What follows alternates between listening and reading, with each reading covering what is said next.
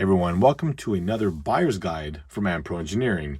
Here we have the brand new FCX24 from FMS. Now this is a K5 Blazer and I believe it's licensed. I reviewed two of these FCX24s on this channel, the last one being the Smasher, which is an absolute gem. This one over here looks fantastic with this new Blazer body. I'm always just kind of trying to briefly scan through all this stuff. If you've got any questions, especially on wheelbase, dimensions, all that, go ahead and pause. There are some customization options for this, like the roll bar that you can add in the roof rack. Let's go ahead and open this up. So they've got their little styrofoam case that I love so much because these are just brilliant to store these. Boy, that is vivid. Wow, that is bright. You are not getting the full effect of this at all. It looks kind of like a darker orange. No, this is punch you in the face orange. I love the color. Boy, that's bright. And it's got some sway to it. It's actually bigger than I thought. I thought it was a little bit smaller than this. Before we look at that, let's go ahead and investigate what is in the box. Now, the Smasher had an option to do oil-filled shocks, and I'm hoping that we have the same option here. Little QC tidbit here. Always nice to see that. Options on the license plates. And yes, I am seeing some oil-filled shock options, which we will do. Okay, so here are the components for the roll bar. Oh, very nice. These are actually, they've got lenses in it. Oh, well, we're going to have to do something about that at some point. Standard FMS USB charger. Standard T-wrench. Again, we have some preload clips, goodies for the shocks, hardware to assemble the roll bar, an optional bumper. Is that right? Where's that go? How does that go? Oh my gosh.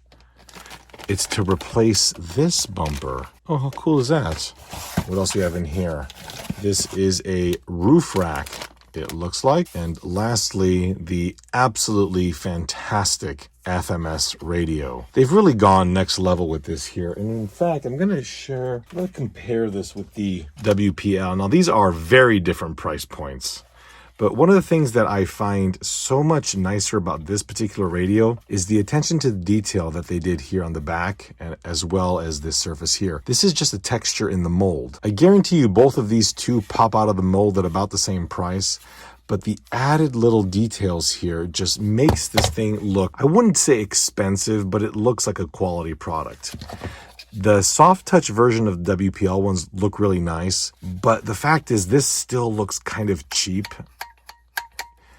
They're both very, very functional. And this, by the way, this is the base model version, which this is not.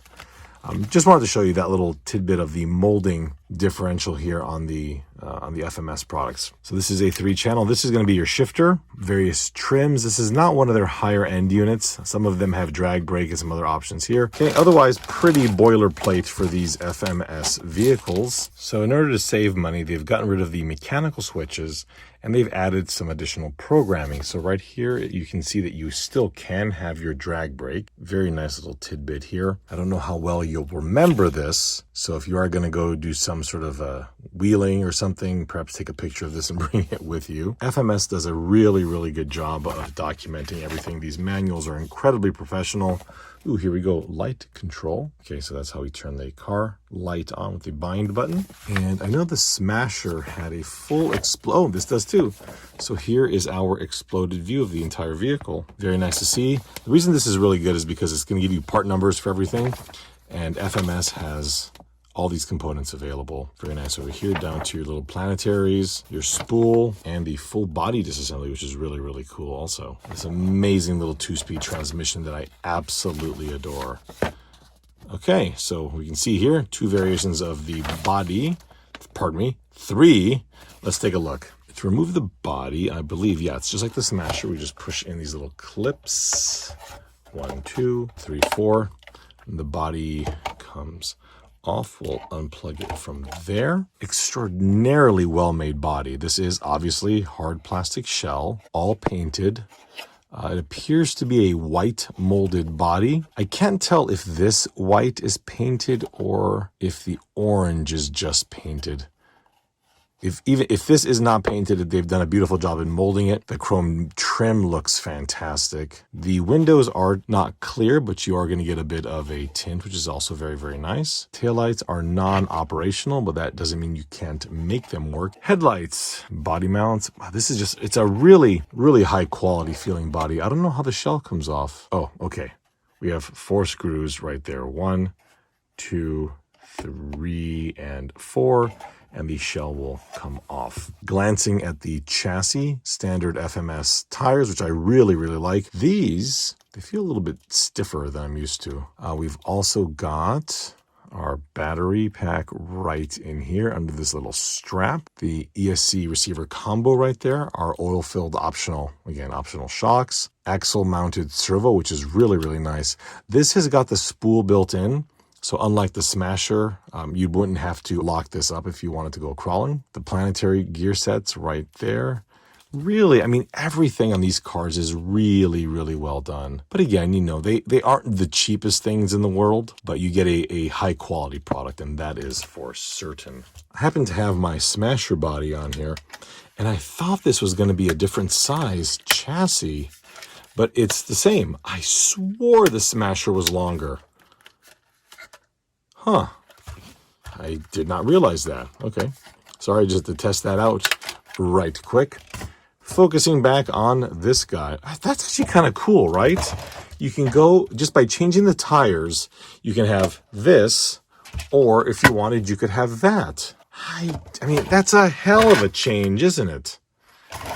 Some big, meaty monster truck tires on this thing here, and you've got, really for the price of one car, you get 2 distinctly different vehicles, and to change the 2 over, you're looking at what, 3 minutes? All you gotta do is change the tires. Sorry, I'm focusing on that, but it just kind of occurred to me. All right, so let's turn this thing on. Here is the power. You're gonna want to charge the battery before you run it. Usually they come with about, I think, 1/3 charged. All right, so we'll turn the radio on. That beep is new. Turn the car on. Okay, that was resetting the servo. Oop, sorry, car. The servo feels outstanding. Okay, so this is second gear. A little jumpy, putting it into first. That's really a fantastic crawler gear. This is a 3-speed switch. If you put it in the middle, it's just neutral. Very cool. Let's pop the body back on. I'm just kind of curious about the lights. Okay, that goes like that. All right, cool. Put the body shell back on the vehicle. I love the little snap feature that FMS has over here. There you go. Is that in? Nope. 1, 2, 3-ish. Okay, cool. So the headlights come on with the bind button, I believe. Click it once.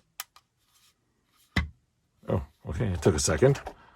You know, it's not the brightest, but it's bright enough. I think this is outstanding. Look at that. It's so floppy.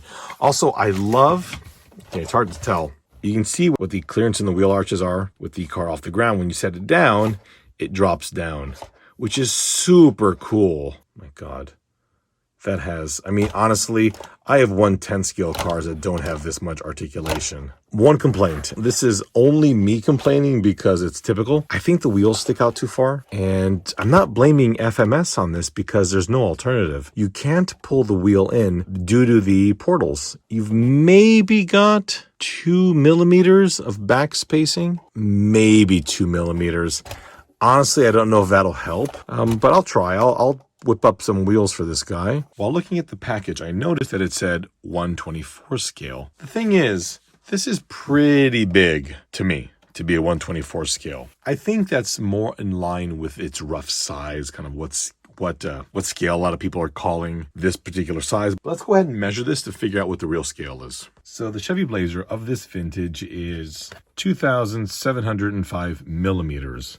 This truck's wheelbase is 139, so we'll divide that by 139. Wow, 19 and a half.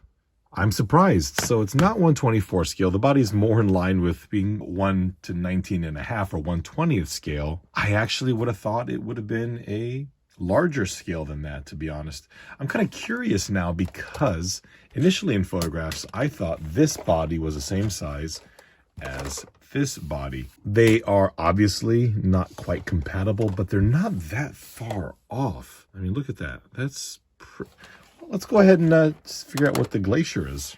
Now, this is a long bed, not a short bed. I actually thought it was a short bed, but looking at the photographs, I noticed that short beds, this spacing and this spacing is almost the same. The long bed, this is significantly longer.